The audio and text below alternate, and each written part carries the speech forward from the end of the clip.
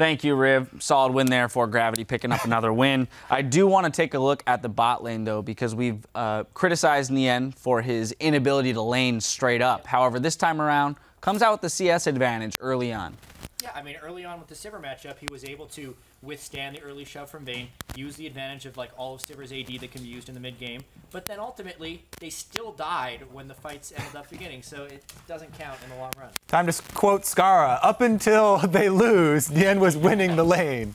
Absolutely. But then they lost the all-in 2v2. Yeah, a little bit unfortunate there. You know, I do also, though, want to look at Porpoise and what he was talking about before the game started. In the video we had of him where he talked about teammates struggle to find the play style, what they really want to do, and which jungler is going to support that play style. It was Rek'Sai last split for him.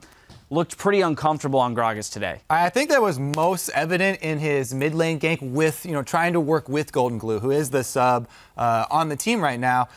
Pretty awkward move there with Victor. He had him stunned in the gravity field for a while, didn't ultimate, and then kind of shoved him back into the turret to safety. It showed that he just wasn't super confident on using the spell. Like, it's like he was saving the cooldown of his ultimate, but then he ultimately just used it poorly after the flash. When a person's stunned, just use it to knock him back right away, secure the kill, and they ended up fumbling a lot of early opportunities. Yeah. On the other side of that, Keen's Urgot was definitely a highlight. The Urgod is back in full effect. He was just sitting in the middle like 4 people firing off acid hunters, and he would always kill somebody. Yeah, you can tell he's very confident on that champion. When he got pushed under the enemy turret, still trades a kill. As you mentioned, that in the middle of 4 people around Baron, just like, I'm taking somebody with me. Definitely great to see the mastery of that champion. I do want to hop into our replay. We're going to go 19 minutes into the game. This is a 4-for-0 for Gravity plus the Dragon. Yeah. It went from bad to worse because initially they thought they'd be able to secure the Dragon, but that ends up getting stolen. So as you can see right here, it's just Gravity getting the first Dragon steal.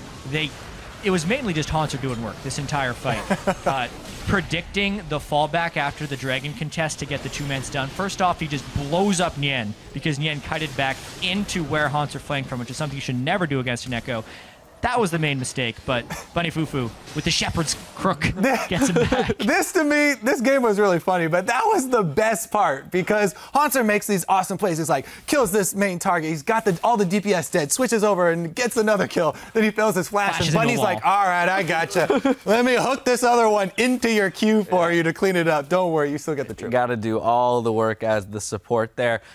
Lastly, this Gravity squad here is going to have to go up against TSM tomorrow. So when you talk about, strength of opponent, switching from Team 8 to TSM tomorrow, this is definitely going to be a step up for them and really putting the nail in the coffin as to whether or not this is a contender team. We've been back and forth on that topic a few times. Are they at that level? Are they still evolving with their new shot caller and moving into the roster? Yeah, I'd say based on this game, they're definitely looking like an improved version of their former selves with the 2 roster changes.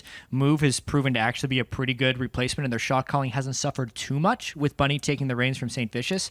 Altec also a nice addition, but the main change is actually Haunter just feels like a better player this split. So I'd say they're improved, but it's hard to say whether they're a top team until playoffs. Yeah, definitely agree. And there's always room for more improvement. Of course, Move is still learning more English. He's getting more accustomed to the rest of the team. So there are, some moments where they're not quite on the same page. But overall, really, really great improvements. All right, with the remaining time here, I do want to jump ahead to our final matchup of the day, Cloud9 versus Enemy, looking particularly at Cloud9, in that we've seen with this roster a bit of struggle so far this split. And we're still searching for that game from Cloud9 that shows they're on the path to redemption or to the level of play that we expect from that organization. Yeah, the strange thing that I see about this Cloud9 roster, I did a lot of looking into their history, and they've actually decreased in effectiveness every single split they've been in the LCS. If we actually think about their very first split in the LCS, they had the best individual players. A lot of people forget that, as well as the best shot calling. So they had everything. Super effective. Super effective.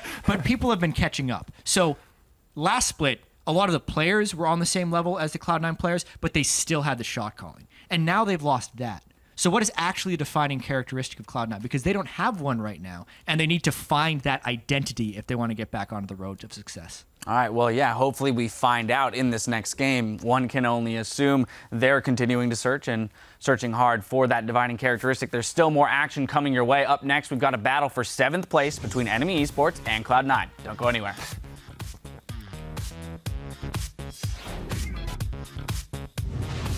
We've played this comp a lot in scrims, so we know what it's like. Just play the team fight and use the Sivir ultimate to our advantage, and we got this, guys. Yep. Takes down Nien. He then goes over. Golden Glue goes down. Oh, Hanser! The wall! The sun was in his eyes, and he just can't make it. Golden Glue still goes down. Focus on Nien now as he's got to dodge the Time Winder. That comes back right through Porus's belly, and he goes down. That was going back onto the Dark Passage as well. What a fight. Altec takes one down. That's going to be Hanser following after Gravity. They get inside the head of Team 8, and they take him down.